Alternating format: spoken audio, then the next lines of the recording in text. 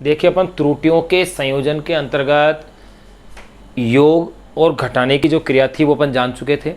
फिर दूसरा number B पे अपन ने गुणा और भाग जान चुके थे। नंबर सी और लास्ट अपन जान रहे हैं जो कि सबसे मोस्ट इम्पोर्टेंट है न्यूमेरिकलों के पॉइंट ऑफ व्यू से, वो है मापित राशि की घातों के प्रकरण में त्रुटि। इसका अपन जो लास्ट में जो कॉन्सेप्ट निकालेंगे, लास्ट में जो रिजल्ट निकालेंगे वो ये है कि जितनी जो पावर दे रखी है उस पावर से आगे क्या कर देना है, मल्टीप्लाई कर देना है बस त्रुटि को। ये इतना सा रिजल्ट निकलेगा। लेकिन अपन 11वीं की क्लास का पढ़ रहे हैं इसलिए अपन उसको पूरी स्टेप्स को सोल्व करके देखना होगा। तो देखिए टॉपिक क्या जान रहे हैं अपन, मापित राशि की घातों, मापित राशि की घातों, मापित राशि की घातों के प्रकरण में त्रुटि, घातों के प्रकरण में त्रुटि।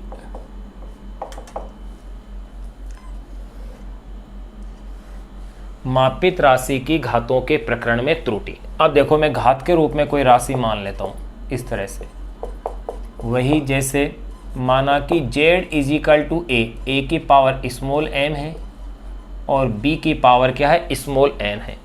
मैं a की पावर स्मॉल a भी ले सकता हूँ, कुछ भी ले लो आप, अपनी तरफ से डिजिट लेनी है। मैंने पावर को m और n के रूप में शो कर दिया है। अगर ऐसा है तो देखिए अब अगर मैं z को लिखना चाहूँगा तो देखिए z कैसे लिखा जाएगा त्रुटि सहित, z plus minus delta z लिखेंगे। इसी तरह से a है, a को कैसा लिखा जाएगा, a plus minus delta a, लेकिन इसके ऊपर पावर कितनी है, स्मॉल है। इसी तरह से b को लिखा जाएगा b plus minus delta b और इसके ऊपर पावर क्या है, स्मॉल n है। ये अगर अपन ने यहाँ लिख लिया है, अब इसको अपन को हल करते जाना है। अब देखिएगा कैसे सोल्व कीजिएगा, साधारण गणित का यूज़ करना है। इसमें से मैं z को कॉमन ले रहा हूँ, कॉमन दिख नहीं रहा है मैं तो कॉमन ले रहा हूँ। कॉमन लेने का मीन्स होता है उसका भाग देना, उभयनिष्ठ लेना यानी कॉमन लेना, यानी जिस संख्या को अपन कॉमन लेते हैं अर्थात उस संख्या क्या कर रहे हैं अपन, उसके अंदर भाग दे रहे हैं। यानी कि देखो अगर भाग दे रहे हैं तो z में z का भाग दिया 1 plus minus delta z upon में z। यहाँ इधर मैं a को अगर बाहर कॉमन लूँगा लेकिन पावर m लगी हुई है इसलिए a की पावर m ही बाहर आएगा, तो ये हो जाएगा 1 plus minus delta a upon में a और ये पावर m अपॉन में b। अब मैं यहाँ से b को कॉमन लेता हूँ तो b की पावर n बाहर है, तो ये हो जाएगा 1 plus minus delta b upon में b और ये पावर n। अब देखिएगा यहाँ अगर अपन देखें तो आप गौर कीजिए a की पावर m अपॉन में b की power n equal to z, यानी ये a की पावर m b की पावर n, इन दोनों का रेशो किसके इक्वल है, z के। तो इसको आप इससे कैंसिल कर दीजिए, 1 plus minus delta z upon में z, यही मेरे पास बच रहा है। तो equal to 1 plus minus delta a upon में a पावर m अपॉन में 1 plus minus delta b upon में b और ये पावर क्या आ गई है, n।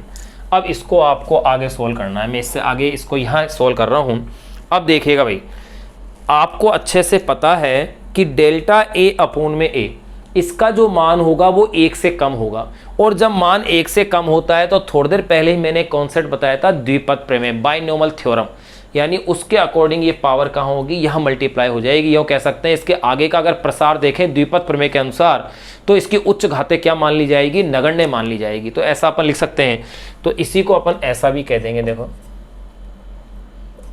1 plus minus delta z upon में z इजिकल टू, ये स्टेप बन जाएगी 1 plus minus delta a upon में a। यहाँ जो पावर m है इसको आगे आप इस तरह से लिख दीजिए,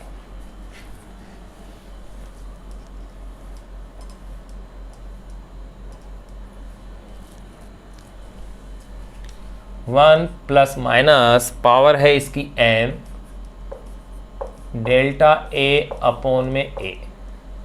ठीक इसी प्रकार से ये वाली स्टेप आ जाएगी 1 plus minus n delta b upon में b। ये लीजिए, यहाँ अपन ने इस तरह से ले दिया है। अब इसके आगे के फिर पदों को आप देखिए 1 plus minus delta Z upon में जेड इज इक्वल टू, अगर मैं इस पूरे ब्रैकेट के पावर कितनी है 1 है, अगर इसको ऊपर लाऊंगा मैं तो पावर चेंज हो जाएगी 1 प्लस माइनस एम डेल्टा ए अपॉन में ए। अब देखिए मैं इसे यूँ लिख सकता हूँ पावर -1 ऊपर इसके ऊपर आएगी, लेकिन द्विपद प्रमेय से पावर को यहाँ लिखा जाएगा तो 1 minus plus N delta B upon में बी। अब देखिए इसकी फिर अपन आगे गणित हल कर रहे हैं 1 plus minus delta Z upon में जेड इज इक्वल टू, अब इनको मल्टीप्लाई कीजिए 1 प्लस माइनस एम डेल्टा ए अपॉन में ए। फिर इसका नंबर लीजिए minus plus N delta B upon में B plus minus M delta A A. फिर क्या है एन डेल्टा बी अपॉन में बी। ये वाला स्टेप कैसा हो जाएगा नगण्य, क्योंकि अत्यंत कम है। तो ये वाला पद अगर नगण्य हो गया और 1 से ये 1 कैंसिल हो जाएगा, तो स्टेप मेरे पास वही आ गई plus minus delta Z upon में जेड। देखो ठीक उसी प्रकार जैसे अपन ने गुणा और भाग के पदों के रूप में स्टेप्स आई थी, ठीक उसी प्रकार की अपने पास यहाँ क्या आ गई है, ये स्टेप्स आ गई है। आप देख लो गुणा भाग के रूप में जैसे अपने पास जो निष्कर्ष बन रहे थे उसी टाइप से निष्कर्ष अपने पास यहाँ बन के आ रहे हैं। तो यहाँ ये मेरे पास आ गया है, तो ये हो गया है मेरे पास प्लस माइनस एम डेल्टा ए अपॉन में ए minus plus N delta B upon में बी। ये लीजिए वही रिजल्ट आ गया, बस पावर आगे मल्टीप्लाई हो गई है। तो अगर मैं इसमें भी यूँ कह सकता हूँ कि अधिकतम भिन्नात्मक त्रुटि की अगर बात करूँ मैं जेड के अंदर, तो देखो इसलिए जेड में अधिकतम भिन्नात्मक त्रुटि अगर लिखी जाए तो ये हो जाएगी डेल्टा जेड अपॉन में Z is equal to m delta A upon में ए माइनस, अधिकतम लेंगे तो सबको प्लस ही लेना होगा,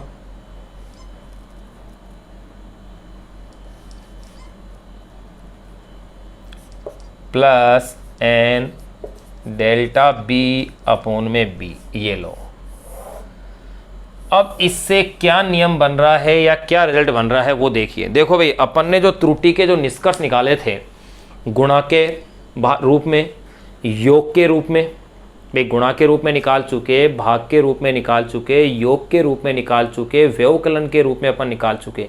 ये जो निष्कर्ष आए हैं इन पर आधारित जो आंकिक प्रश्न है उनको अपन सोल्व करेंगे। एक निष्कर्ष अपन ने घात के रूप में भी निकाल लिया है, इस पर भी आधारित जो आंकिक प्रश्न है उसे अपन हल करेंगे। इस पर आधारित आंकिक प्रश्न कंपटीशन एग्जाम में भी कई बार आया हुआ है, जिसमें कि सिंपल डायरेक्ट क्वेश्चन ये पूछते हैं कि जो पावर दे रखी है, जो एरर दे रखी है, उसको सीधा किससे मल्टीप्लाई करना होता है, आपको पावर से करना होता है। बिल्कुल सिंपल सा क्वेश्चन आता है ऑब्जेक्टिव। तो अब देखिए इसी में अपन आगे बढ़ें तो यहाँ अपने पास ये रिजल्ट आ गया। मैंने क्या लिया, मापित राशि की घातों के प्रकरण में अपन त्रुटि देख रहे थे। माना कि z इज इक्वल टू ए की पावर m अपॉन में b की पावर क्या है n है, तो ये तो त्रुटि रहित था। अब त्रुटि सहित अगर मैं मान लिखूंगा तो z में त्रुटि क्या हो जाएगी, z plus minus delta z। तो देखो z की त्रुटि है ये परम त्रुटि या इसे कहते हैं निरपेक्ष त्रुटि, इज इक्वल टू a के अंदर a plus minus delta a power m, b के ऊपर b plus minus delta b power n आ गई। फिर मैंने क्या किया, इधर से z को कॉमन लिया है, इसमें से a को लिया है, इसमें से क्या लिया है b को, लेकिन पावर ऊपर लगी हुई है इसलिए पावर की फॉर्म में आ गया। यहाँ इतना स्टेप आने के बाद फिर मेरे पास ये स्टेप जो बच गई है, इस स्टेप में आप गौर कीजिएगा। मैंने एक बात बताई थी कि डेल्टा a अपॉन में a का मान 1 की तुलना में कम होगा। a की तुलना में अगर इसका मान कम है तो द्विपद प्रमेय के अनुसार उस घात का आगे क्या हो जाएगा, यहाँ गुणा हो जाएगा। ठीक ऐसा ए में हुआ है वैसा यहाँ इस पद में भी हो जाएगा। डेल्टा बी अपॉन में बी का मान ए की तुलना में क्या होगा, बहुत कम होगा। अगर ये बहुत कम होगा तो पावर एन को आगे मल्टीप्लाई कर दीजिए, या यूँ कह सकते हैं दूसरे भाषा में गणित के रूप में कह सकते हैं इसकी उच्च घातों को, जब अपन इसका प्रसार कर रहे हैं इस m की पावर के फॉर्मेट में, अगर जब इसे अपन इसका प्रसार कर रहे हैं तो इसकी उच्च घातों को क्या मान रहे हैं, अपन नगण्य मान रहे हैं, ऐसा भी कहा जा सकता है। लेकिन सिंपल तरीके से जो कह दें आप बायो वालों के हिसाब से कि तो सीधा मल्टीप्लाई कर दिया अपन ने। फिर देखिए आपके पास यहाँ तक की जो स्टेप आ गए इसको अपन ऊपर लेके आए, ये पद इतना बन गया, यहाँ पावर m यहाँ पावर n। फिर इसके बाद की स्टेप में अपन ने क्या देखा कि इसके ऊपर पूरे ब्रैकेट के ऊपर पावर 1 है, ऊपर लाऊंगा तो पावर -1 हो जाएगी, -1 से फिर मल्टीप्लाई किया तो प्लस माइनस का माइनस क्या हो गया, प्लस का चेंज हो गया। यहाँ तक की स्टेप आने के बाद इनको फिर मैंने आपस में क्या किया, गुणा किया, 1 का 1 से, 1 का इससे, फिर इस तरह से अपन ने गुणा किया। तो जब मल्टीप्लाई किया तो ये वाली स्टेप क्या आ गई मेरे पास, नगण्य के रूप में आ गई। क्यों, क्योंकि डेल्टा ए और डेल्टा बी बहुत छोटी राशियाँ हैं और इनका जो गुणनफल होगा वो भी बहुत छोटी राशियाँ होंगी और घाते को ज़्यादा बड़ी होंगी नहीं है, तो इसका मतलब ये मान क्या हो गया, नगण्य। अब ये जो स्टेप बच गए उसमें फिर देखो 1 से ये 1 कैंसिल हो गया, तो plus minus delta Z upon में Z is equal to plus minus M delta A upon में ए minus plus N delta B upon में बी, ये आ गया। इसलिए जेड में अधिकतम भिन्नात्मक त्रुटि अपन इस रूप में भी ले सकते हैं। इसी फॉर्मूले को अपन लोग लेकर के और उसका अवकलन करके भी निकाल सकते हैं, लेकिन अपन ने अभी अवकलन का कहीं कॉन्सेप्ट अभी यूज़ किया नहीं है, तो पहले अपन को अवकलन पढ़ना पड़े। तो जहां अपन गतिकी वाला जो चैप्टर पढ़ेंगे काइनेमेटिक्स, यानी तीसरा जो चैप्टर है गति के नियम, वहाँ जब अपन अवकलन के उपयोग की आवश्यकता पड़ेगी तो वहाँ अपन उसकी चर्चाएं करेंगे कि अवकलन होता क्या है, इससे मान कैसे ज्ञात किया जाता है, कहाँ कहाँ इसका उपयोग है, जहाँ जहाँ ये यूज़ होगा वहाँ वहाँ अपन उसे पढ़ेंगे। अब देखिए इससे जो अपने पास रिजल्ट आया है वो नियम या रिजल्ट क्या बन रहा है वो देखिएगा।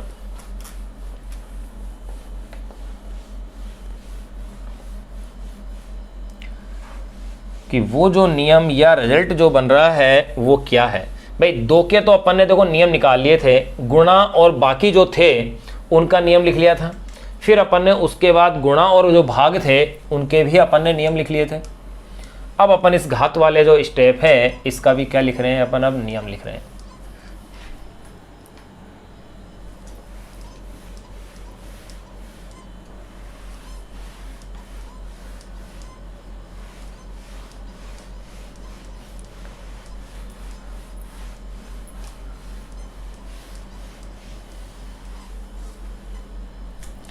देखिएगा भाई इसका क्या रिजल्ट अपने पास आ रहा है, देखो।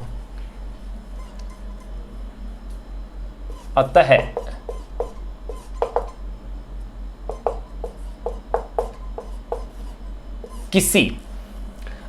किसी भी घातयुक्त भौतिक राशि में, अतः किसी भी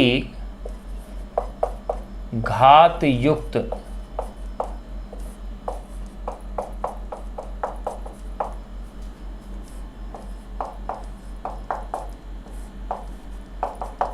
अतः किसी भी घातयुक्त भौतिक राशि में भिन्नात्मक जो त्रुटि है, भौतिक राशि में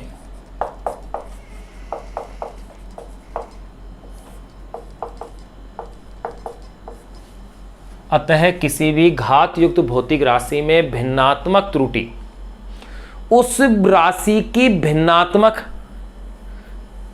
उस राशि की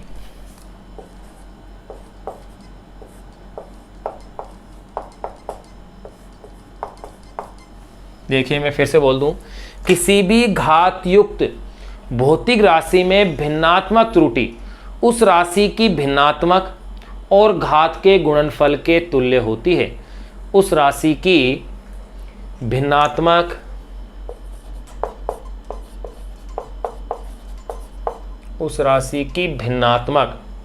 और घात के गुणनफल के तुल्य होती है, और घात के गुणनफल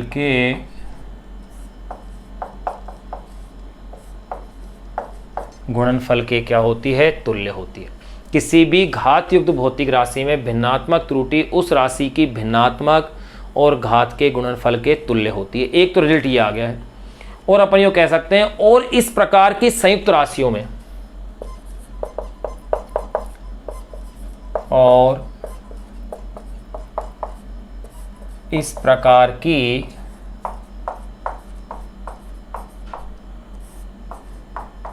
संयुक्त राशियों में, यानी कि जिनके ऊपर घात है, और इस प्रकार की संयुक्त राशियों में परिणामी भिन्नात्मक त्रुटि, संयुक्त राशियों में परिणामी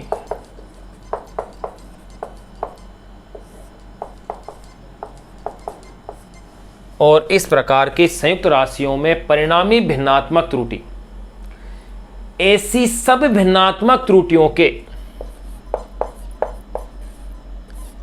ऐसी सब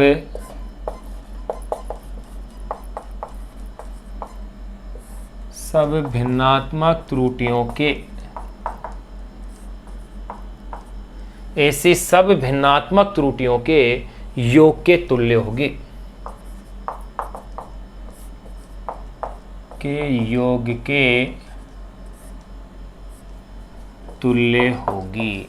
देखिए, ये आपने अभी थोड़ी देर पहले ही जाना है। यहाँ ये फॉर्मूला लिखा ही था कि डेल्टा जेड अपॉन में जेड इज इक्वल टू, याद कीजिए, एम डेल्टा ए अपॉन में ए, अधिकतम त्रुटि जो ली थी आपने, एन डेल्टा बी अपॉन में बी।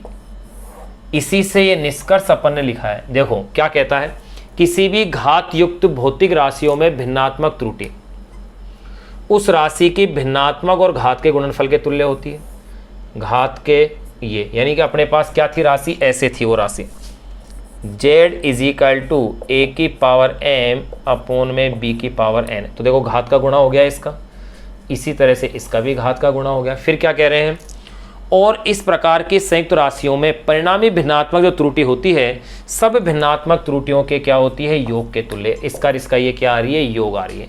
यहाँ ये अपने पास महत्वपूर्ण निष्कर्ष आ गया है। तो अपन ने देखो तीनों ही स्टेप्स इसकी पढ़ डाली है भाई, योग और व्यवकलन वाली पढ़ ली है, गुणा और भाग की भी पढ़ ली है, और घात के रूप में जो इंपॉर्टेंट थी वो भी अपन ने पढ़ ली है। अब अपन इस पर आधारित जो आंकिक प्रश्न है उसको अपन कंप्लीट करते हैं, फिर उसके बाद सार्थक अंक यानी सिग्निफिकेंट फिगर को अपन पढ़ेंगे।